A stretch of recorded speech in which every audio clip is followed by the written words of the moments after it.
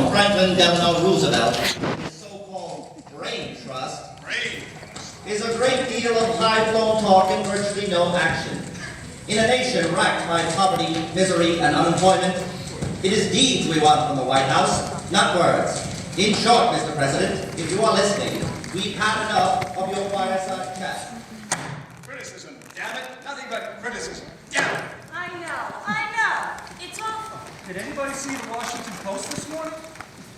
My friends, I say again, the only thing we have to fear is fear itself. Frank, you've already been elected. Every cloud has a silver lining. You're never fully dressed without a smile. Warbucks and friend, Franklin. Thank you, Louise. Show them in. Oliver, good of you to have come. Good morning, Mr. President. Oh, and who do we have here? This is my good friend Annie. Annie. She so wanted to meet you that I couldn't resist bringing her along just to say hello. Of course, the girl who sang so beautifully on the radio last night. Annie, this is President Roosevelt. How do you do, President Roosevelt? How do you do, Annie? You're as lovely as you are on the radio. Thank you, President Roosevelt. Well, shall we begin? Well, Annie, can wait outside. No, Oliver. Let Annie stay. Having a child on hand will keep us on our best behavior. Thank you, Mr. And Harold, I don't want to hear even a gosh out of you. Frank, a child? Now, Oliver, since you speak for those happy few Americans who have any money left, I'd like to begin with your thoughts on the matters. Mr. President, in the words of Calvin Coolidge, the business of this country is business, yes? And for the good of you, Wall Street, and me, we've got to get my factories open and my workers back to work. According to my latest figures, there are now 15 million Americans out of work and nearly 50 million with no business support. Mr. President, if I may say so, unemployment is not our biggest problem. The dispatches from Germany are worse and worse each day. There could be war. Germany, hell. People are starving in this country. Harold, I know that, but in the long run, we're not... Cordell, for those who are starving, there is no long run. The trouble is, it's all happening at once. The stock market has taken another nosedive. Sit-down strikes, riots. Floods, dust storms. And the FBI still hasn't caught Al Capone. Well, I believe we all agree on one thing. The situation is hopeless and getting worse. I'd like to see those figures. The sun will come out tomorrow. That's your bottom dollar, that's tomorrow. Quiet, little girl. Harold! Annie, what was that? Oh, it's all right, my dear. Go ahead. It's still a free country. Just thinking about tomorrow clears away the cobwebs and the sorrow till there's none. When stuck with the day that's gray and lonely, I stick out my chin and grin and say,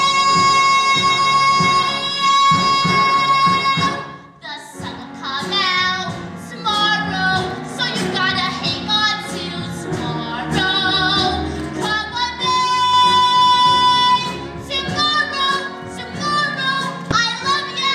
Tomorrow, you're always a day away. Harold Dickies, stand up! You heard me? Stand up! Up! Now sing! Sing? Yes, sing like Annie. I've just decided that if our administration is going to be anything, it's optimistic about the future of this country. Now sing! Franklin, Sing! no, I can't sing. The sun will come out tomorrow. Louder, Harold! Bet you $1 that tomorrow there'll be sun. Perkins!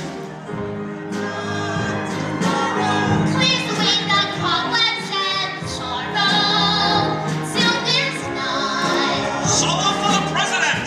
When I'm stuck with a day that's gray and lonely, I just stick out my chin and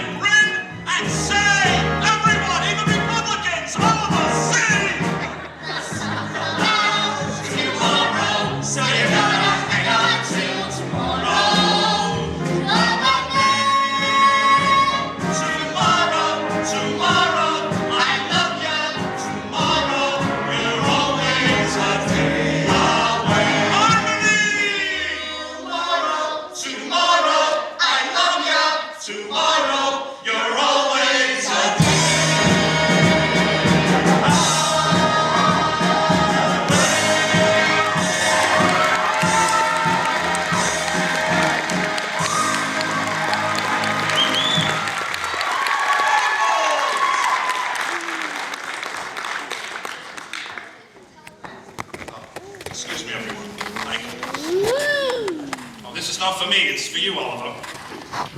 Hundreds of couples jamming street outside house, all claiming to be Annie's parents, have begun to screen them. Suggest a return to New York at once. Signed, Grace Farrell. Oh, boy! Well, it looks as though the Hour of Smiles has more listeners than we thought, huh, Annie? Gee, hundreds of couples. One of them is Batsby, my mother and father. Well, Oliver, I guess you must be getting back to New York immediately. If you don't mind, Mr. President. Annie? Bye, everyone. Goodbye, Mr. President, and thank you. No, thank you, Annie. You're the kind of girl the president needs to have around.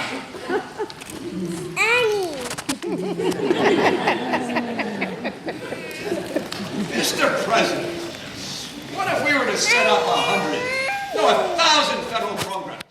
Dams, Yes, highways. yes. New post offices. Yes, and put the unemployed to work building them. We could create 5 million new jobs within 6 months. Weekly paychecks would put all of those millions back to work and back to paying taxes. We could build a country so strong that no one, including Chancellor Hitler, could defeat us in war. Mr. President, what we've got to give this country is nothing less than a new outlook. A new vision. A new approach. New concept. A new dedication. A new horizon. A new spirit. A new attitude. A new deal! I was right the first time. The only thing we have to fear is fear itself. My fellow Americans, all of you, all of us, let's sing together about the future, the optimistic future of our wonderful country. Maestro! Tomorrow, tomorrow, I love ya. Tomorrow, you're only a day away. Everyone! Tomorrow, I love ya. Tomorrow.